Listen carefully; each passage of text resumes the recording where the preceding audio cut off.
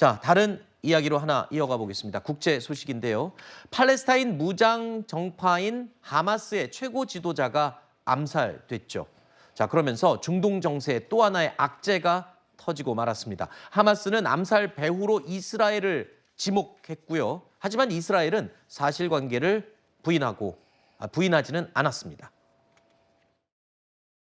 אנחנו ערוכים לכל תרחיש ונעמוד מלוכדים ונחושים מול כל איום. ישראל תגבה מחיר כבד מאוד על כל תוקפנות נגדנו מכל זירה שהיא. 자, 이란도요, 이스라엘에 대한 보복을 천명했습니다. 그러면서 이스라엘과 하마스의 전쟁이 이란으로까지 확대되는 것 아니냐, 지금 그런 우려가 나오고 있어요. 굉장히 글쎄요, 중동의 분위기가 먹구름이 잔뜩 끼고 있는 것 같습니다. 근데 이제 뭐 물론 지켜봐야 알겠지만 저는 개인적으로 또 그리고 전문가들의 많은 의견에 따르면은 이게 확전되지는 않을 것 같다. 그러니까 아하. 이란이 지금 하마스 그리고 헤즈볼라 이 두 개의 무장 단체에 대해서 지원을 하고 있다고 말을 하고 있잖아요. 그런데 지금 헤즈볼라 같은 경우는 이스라엘 북쪽에 있고 하마스는 아래쪽에 있는데 만약에 이스라엘전이 이게 막 확전이 돼버린다 그러면 헤즈볼라하고까지도 교전이 확대될 수가 있는데 이 헤즈볼라는 하마스와 비교해서 전투력이 상당히 높습니다. 그러니까 훈련된 전사들만 10만 명이 넘는다고 하고 2006년도에도 아마 이스라엘이 헤즈볼라와 전투를 벌였는데 제대로 소탕을 하지 못했어요. 그래서 이런 여러 가지 국제 정세가 있고 또 이 전쟁이 확전이 되게 되면 아무래도 국제 유가가 급등할 수가 있고 산유국들이 개입하면서 여러 가지 세계 경제에 안 좋은 영향을 줄 수 있기 때문에 네. 미국이 적극적으로 중재를 좀 개입할 것 같지만 어쨌든 전쟁이 일어날 가능성은 제 생각에는 조금 적지 않나 이렇게 보여집니다. 사실 이번 중동 이 정세가 미국 대통령이 누가 되느냐에도 굉장히 연관성이 직결돼 있지 않습니까?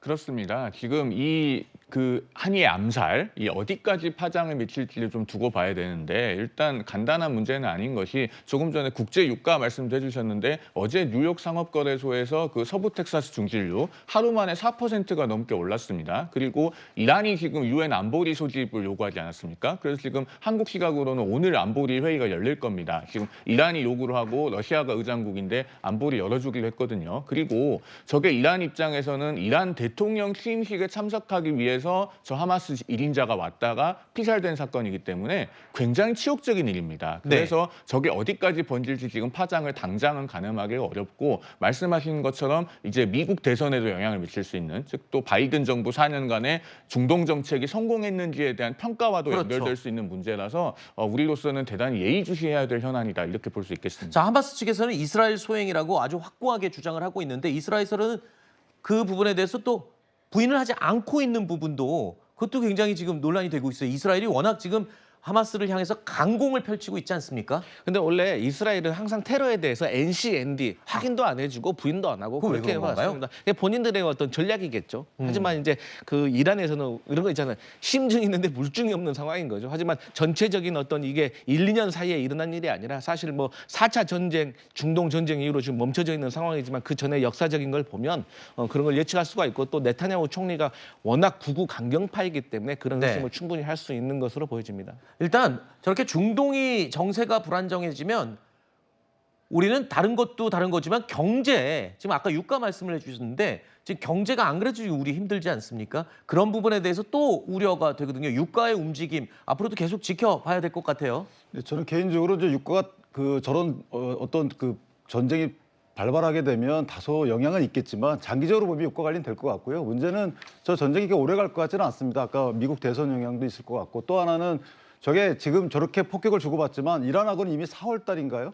언제 한번 영사관 폭격을 하고 또 이스라엘이 이란 본토를 한번 또 폭격하고 이란이 또 이스라엘 본토를 폭격을 이렇게 해서 한번 주고받은 적이 있어요. 근데 확전되지 않았기 때문에 그리고 궁극적으로 보면 사우디와의 이스라엘과의 관계 개선을 막고자 하는 이스라엘의 노력의 결과이기 때문에 저는 그런 국제 역학 관계를 고려한다면 확전되지 않을 거고 따라서 확전을 통한 뭐 유가의 지속적인 또 급격한 영향은 없을 것이다. 그렇게 판단합니다. 네, 알겠습니다. 정치권 이야기 그리고 국제 소식, 미 대선 부분까지 저희가 짚어봤습니다.